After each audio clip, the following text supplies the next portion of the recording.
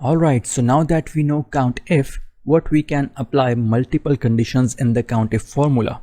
Well, yes, definitely we can do that, but this will be called COUNTIFs. So basically it is a plural here, COUNTIFs. So let us look at the formula closely. Excel is asking me for two things at the moment, and they are criteria range 1 and the criteria 1.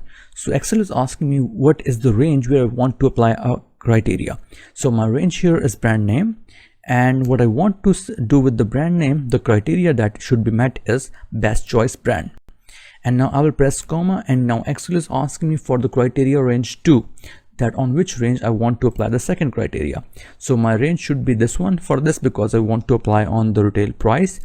I will press comma, and now Excel is asking me for the next argument, which is criteria 2, and my criteria 2 is to be greater than 2.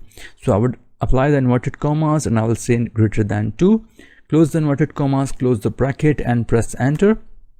And here Excel has given me the answer of 10. So Excel says that the brands as best choice with the retail price of higher than 2, there are 10 values.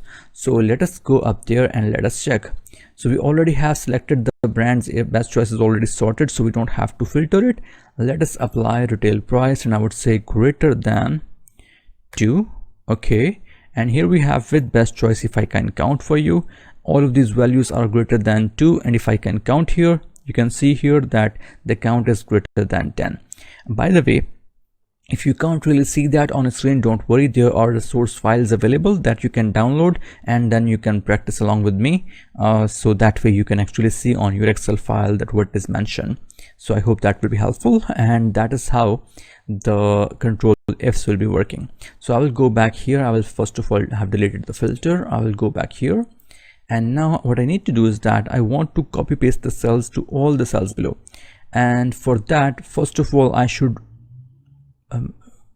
absolute reference the ranges. So I will log these two, both the ranges, but I don't want to log the cell A204. So I will just copy this formula now, and I will paste it to all the cells below, and here we are. Okay, so here we have the brand names, and where the retail prices are higher than 2, we have those values available now.